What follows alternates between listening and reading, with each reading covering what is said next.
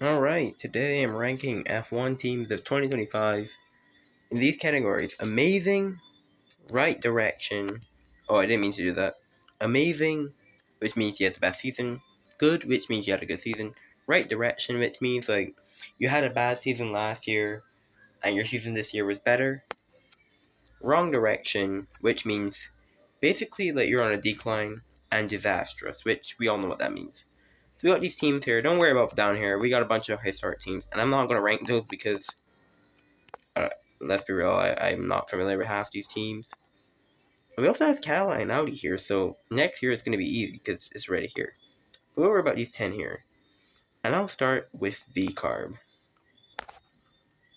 I'll say V-Carb had a good season. A lot of people might be like, why not put them in right direction? No. Well, they are in the right direction, but I think they had a good season. Yes, they still have a few of those strategy blunders, like they would be in the points, and then they'd just be out of it. But yeah, they got 6th place. I can't remember. I don't think they got that last year. I don't think so. No, they didn't. And yeah, they weren't beaten to it this time. I know, like any team, like we count Williams as kind of the no man's land team. Anything you think you finish in the point, just say V-Carb. They have an awesome lineup. Lawson and Hajar. I know Lawson won't be there next year, but yeah, I'd say they had a great season. Good season. Now Sauber, their final season. I'm tempted to put them in good season or right direction. I don't put them in right direction. I know they're going to Audi, so this doesn't make much sense, but trust me, right direction, this is basically them. Because last season they were horrible. And this season they got a podium, for God's sake. So yeah, definitely right direction. Going to transform into Audi. I think they will take a step back, of course.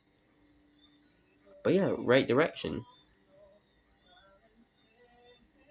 Is there really more to say? Like last year, like from a team who scored 4 points last year to scoring like 70?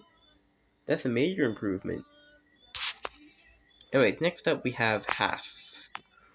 Ooh, there's not a mad category on this list, so that's what makes it a bit harder. Haas. 8th place again. Should I say they had a good season? Or I could say wrong direction. But I think it was kind of in the middle, so I think I'll say right direction. Yes, it didn't feel as good as last year. Wait, no, they were better than last year. They were able to score points more often. Berman had a brilliant season. Ocon was a bit slacking, but he still had some very good races. So, yeah, Haas I'm going to put in right direction.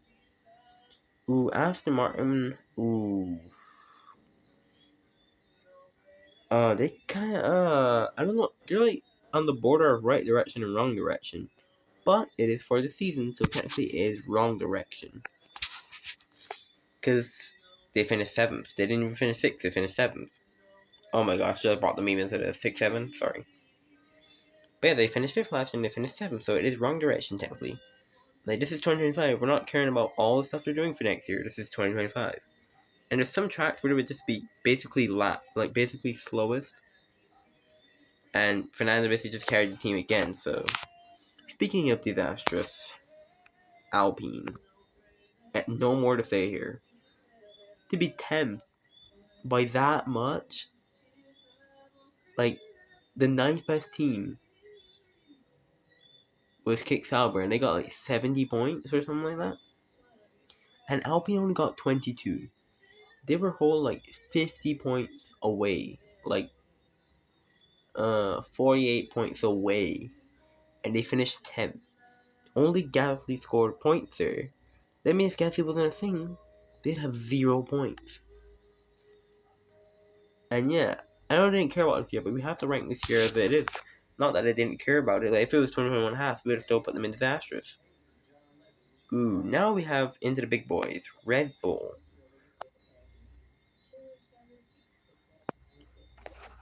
Ooh. I'll put them in good just because Max nearly won the title, but I won't put them ahead of Racing Bulls. I won't. I know, that might be crazy, but we're not ranking this based on teams, not Max Verstappen. Teams. And yeah, Yuki. Oh boy. No, nothing really more to say there. Ooh, now, first team in the amazing section is Williams. The right direction, but it has to be amazing. Getting 2 podiums in the Williams. Yes, I know VCAR got a podium, but that's why they're at the top of good. But getting 2 podiums in a season.